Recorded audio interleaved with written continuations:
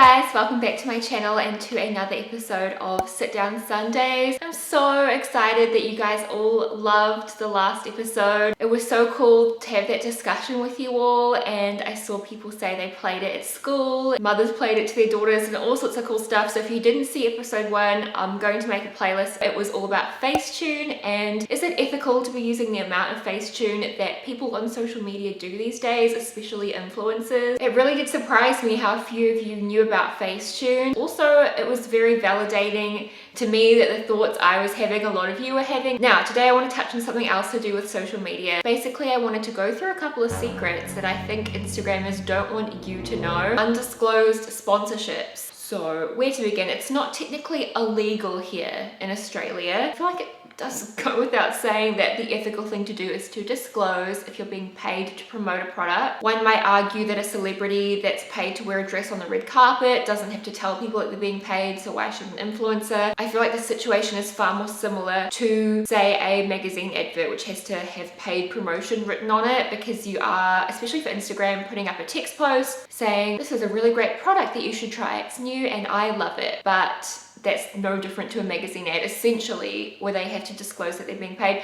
I think that there's going to be a shift in law around this in the next few years, and I think a lot of Instagrammers are going to get absolutely slammed for this. The Kardashians actually came under fire a little while back for not disclosing any of their, like, the appetite lollipops and waist trainers and all that stuff. They never wrote ad on any of it. And I did look into this. I couldn't find anywhere if they did get sued. I mean, knowing them, they probably paid a lot of people to sweep it under the rug. Maybe they, like, settled it somehow. I'm not sure. At the end of the day, I'm not losing any sleep over it or anything. I disclose to my followers. I do think as a consumer it should really offend you, to be honest, because it's just like taking people for fools, especially when I see a campaign that like 8 people are posting on the same day. Say it's for like dog food. 5 influencers post and they're like, hey, I'm working with this dog food brand, it's called Bunch of Biscuits and this is a hashtag ad, I'm working in collaboration with them. You see that in your feed, and then 3 people post and there's no hashtag ad, there's no hashtag collab, there's no paid partnership with. They're just like, I'm going for a walk today and I've got these dog biscuits in my bag. Hope everyone's having a good day. It's so obvious, it's like painful. And you do sometimes see people write in the comments like, is this an ad? And they just get ignored or like blocked or deleted. Like I said, it's not the law. So I'd love to know what you guys think about this. I guess the influencer's entitled to not disclose. In my opinion, if you're not confident enough that the brand is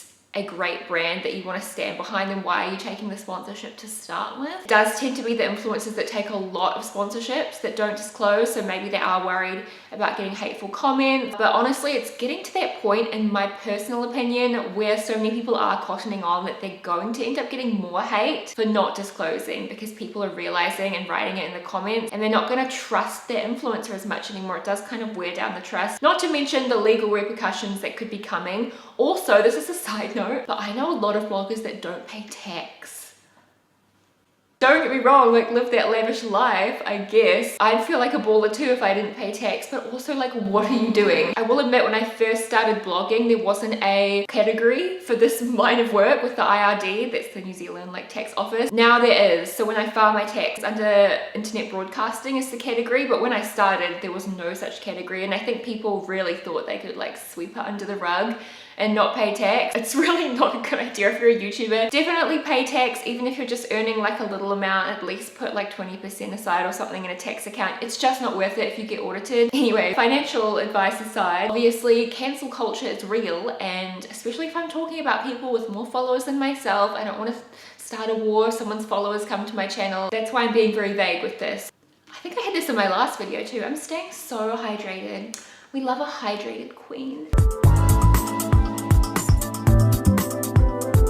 Oh my god, I needed that. Do you ever have a drink of water and you don't realize how thirsty you are till you get going, and then you're like, I feel like, oh, Siri, no thank you. I would love to know how you guys feel about not being disclosed to when someone is sponsored. How does it make you feel? Do you feel like you're being taken for a fool? Does it make you feel stupid? Do you feel annoyed? Do you not care? Is it worth unfollowing someone over? Just to make things clear, I'm not coming for people that do sponsorships. I obviously totally get it. Everyone needs to pay rent. It just makes me cringe when I can tell an influencer hasn't even touched the product or tried it. I mean, they might have not even said it's an ad, but I know it's an ad because I'll be working on the same campaign campaign, or I'll know I would have got the offer and declined it. The briefs we get sent often have a suggested caption or just a set of deliverables that they want you to cover, like product benefits or something. Oh my gosh, there's always at least one person that just literally writes what the brief says. Like, they didn't put any effort in.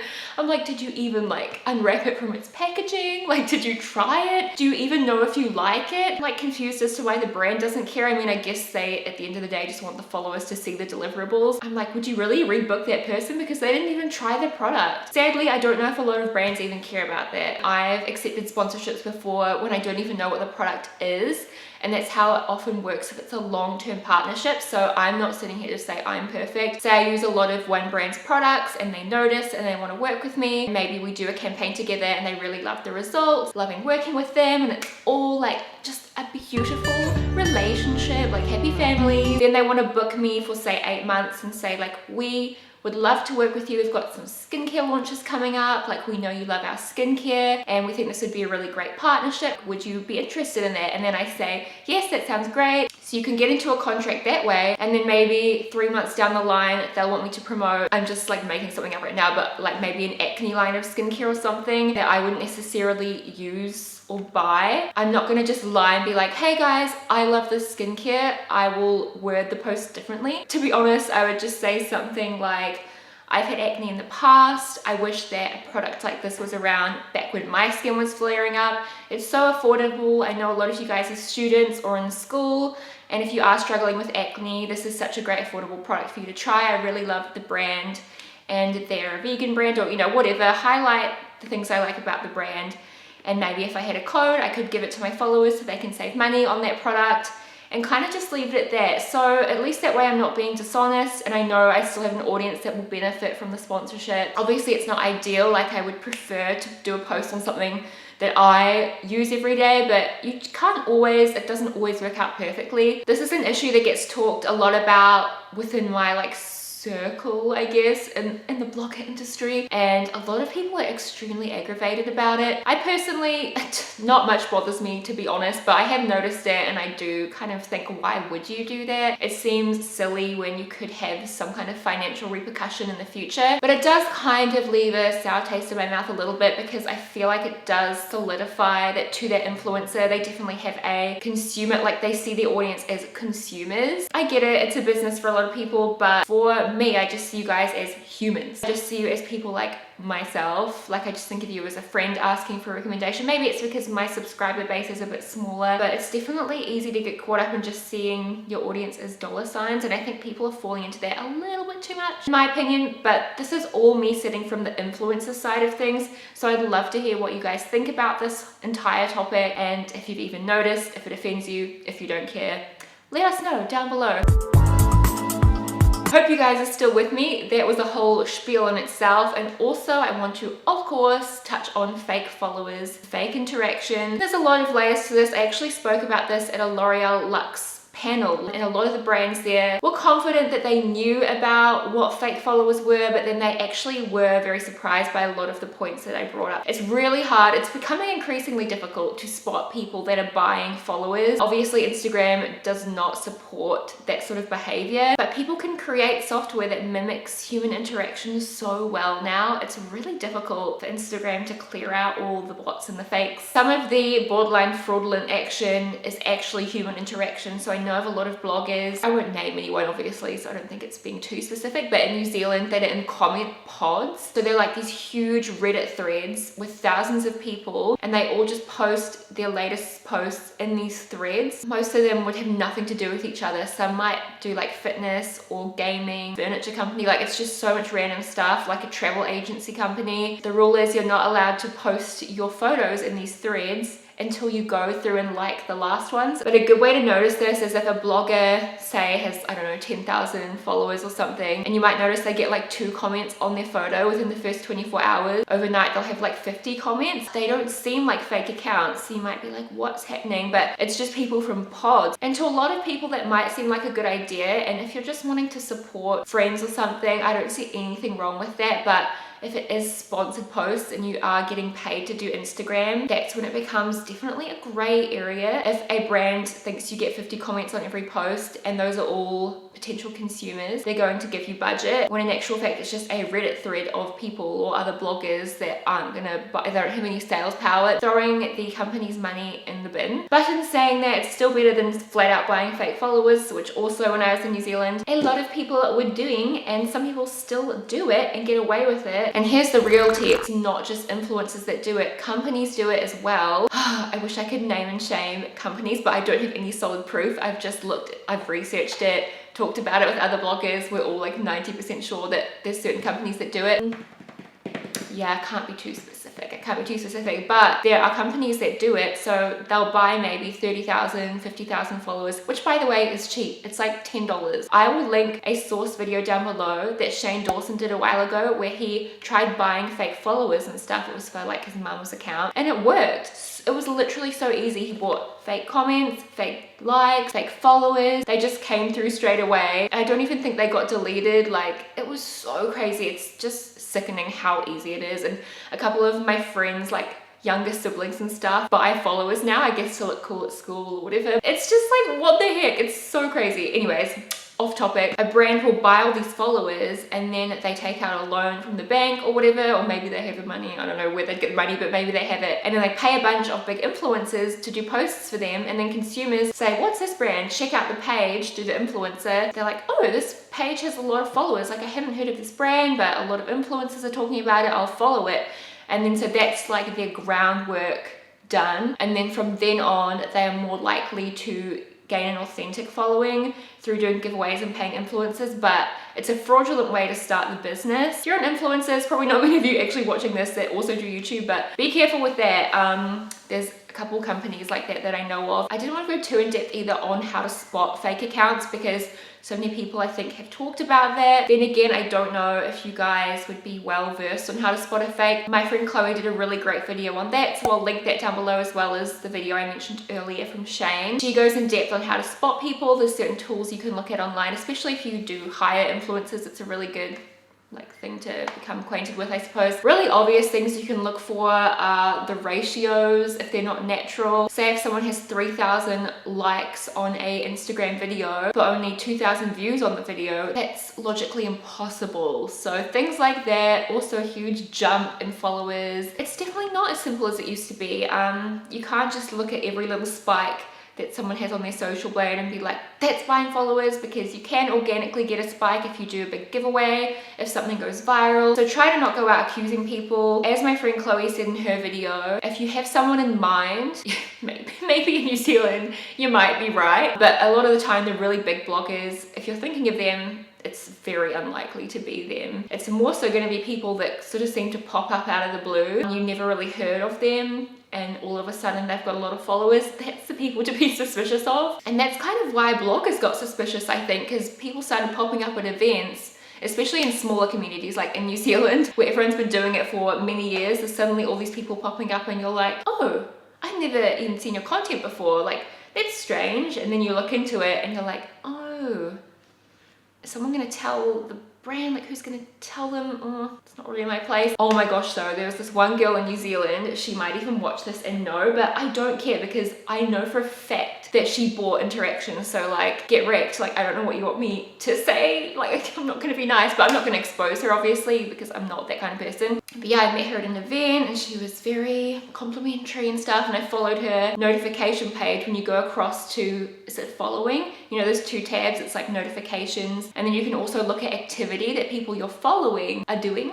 getting up to, or I don't know the right term for it. She was liking a photo routinely every minute, like clockwork, and it was just filling up my whole feed. Every 10 minutes there would be 10, and then there was another chunk of 10 and another chunk of 10. I clicked on the images. Firstly, I thought, whoa, she is liking so many photos, and it was like some random time of the morning. Door with a coat hanger on it, with like a piece of old ratty clothing and she liked that. There was a bald man taking a shirtless selfie, some quote with like Arabic writing on it, all this stuff, and they all had hashtags on them like InstaFam or whatever. I don't InstaFam? Oh my god, I can't even deal that I said InstaFam. Wow, what is my life going to? Me trying to be relevant. It's hard to explain without showing you the photos, but wow. Not something a normal human would like. And then her account was writing on them being like, nice, thumbs up, love this. So she definitely had some kind of bot. There's bots that go through and like thousands of people's pictures and like follow them, and then a lot of those accounts will like follow you back because they'll notice you followed them, and then the bot will go through and unfollow those accounts, but she will retain. So I unfollowed her, and then the worst part was the next like day, I don't even think it was the next day, I think it was like hours after I unfollowed her, which is like, I don't know how she even noticed. She messaged me and she was like, hey hun, why did you unfollow me? And I was like, oh. I just pretended I hadn't seen it because I hate confrontation. Part of me wanted to be like, we both know why. I can't support people who buy fake followings, but I didn't because I didn't want to be like that bitch. But yeah, I still see her working with brands. She still gets invited to stuff. Like, brands, honestly, do your research. It makes me sad for the brand because they are just throwing their money. They're literally like lighting their money on fire. That's not gonna reach anybody because all the followers are fake. Anywhoosie, I think that's all the notes I had to touch on. I write notes on my phone to prepare for my rants. Buying followers and all that is definitely something that is extremely questionable. It's harmful to the brands because they are essentially investing in a fraudulent outlet. I'm gonna say it's harmful for the customers. I guess there's still authentic followers mixed in there that think that this influencer has a big following. It is misleading to everybody, but it definitely more hits the brands in the pocket, I would say. It's just disgusting behavior. I can't imagine trying to pretend you're part of a certain community, buying all these followers, like having the audacity to show up to events and take brands' money. I would be sweating, man. I would not be able to sleep at night knowing that I could be like exposed at any moment. That's so embarrassing. People do it. People are ruthless AF. Like, literally, what? Can you imagine? Wow. It's a spicy topic. I've written in my notes in capital letters, do not take anything at face value. I was clearly feeling dramatic when I wrote this note. So yeah, that's pretty much today's summarized. Basically, my takeaway note for you guys is to try and be a smart consumer. Make sure you follow people that you think you can trust. Maybe look into them a little bit more. They have product recommendations. Say, hey, is this sponsored? In a gentle tone. Don't be aggressive. Some influencers are very sensitive and they will block you.